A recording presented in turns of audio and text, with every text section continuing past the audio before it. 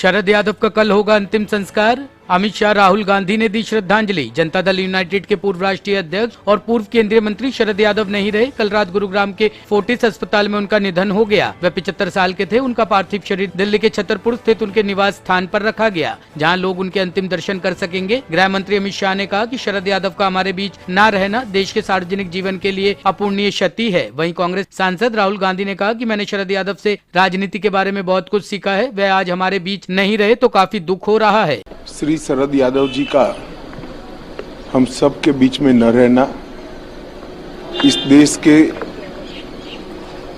सार्वजनिक जीवन के लिए अपूरणीय क्षति है। 5 दशक लंबे सार्वजनिक जीवन में शरद जी ने हमेशा जनता के मुद्दे उठाए, पिछड़ों के मुद्दे उठाए और समाजवादी पार्टी के मूल सिद्धांतों को अंतिम सांस तक वो आगे लेकर चलते रहे। 2 घंटे मुझे हिंदुस्तानी राजनीति के बारे में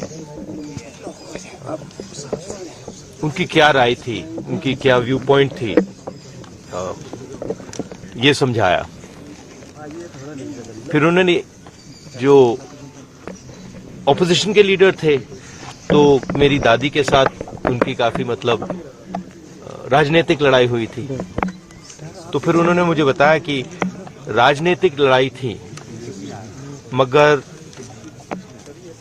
मेरी दादी और उनके बीच में इज्जत और प्यार का, मोहब्बत, रिस्पेक्ट का रिश्ता था। और जो वो उन्होंने मुझे 2-3 घंटे में बताया वो एक रिश्ते की शुरुआत थी।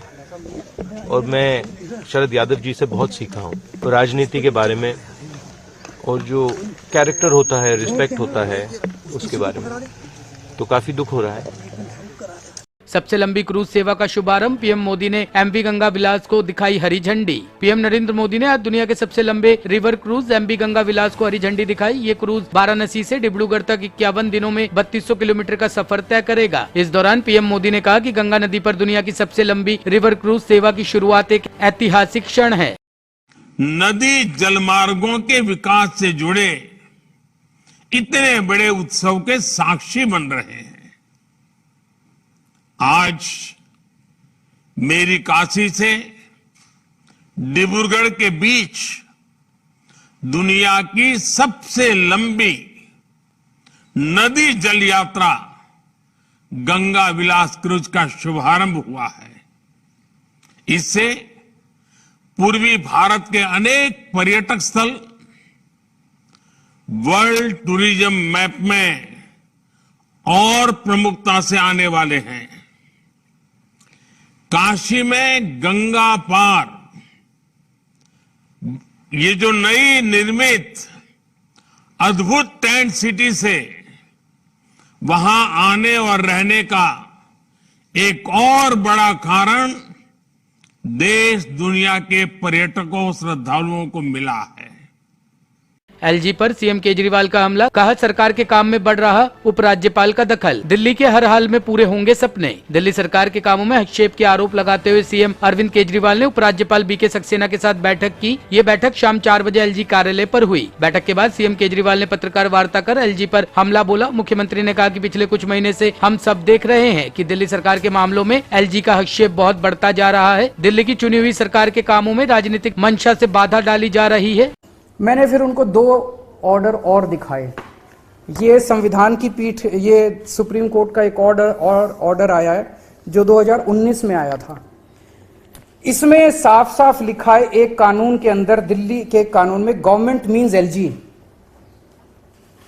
और उसके नीचे इन्होंने लिखा है reading the aforesaid definition in the context of constitution bench judgment would clearly mean that LG here has to act on aid and advice of the government of Delhi। तो जब सुप्रीम कोर्ट कह रहा है कि जहां LG लिखा है वहां भी एलजी जो है वो चुनी हुई सरकार के हिसाब से काम करेगा, मैंने ये दिखाया।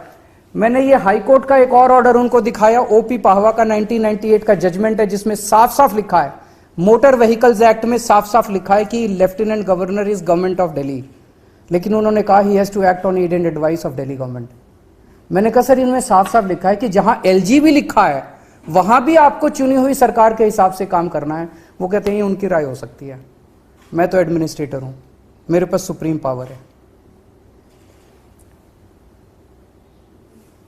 मैंने उनको कई बार कहा कि हम मिलकर काम करना चाहते हैं, और इस तरह से दिल्ली की जनता सफ़र कर रही है। रोज रोज के जो लड़ाई झगड़े हैं, ये मैसेज भी अच्छा नहीं जाता कि आपस में एलजी और सीएम के बीच में इतने मतभेद हैं।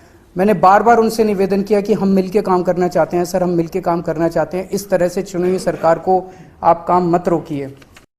ब्यूरो रिपोर्ट, टीम तफ्तीश न्यूज।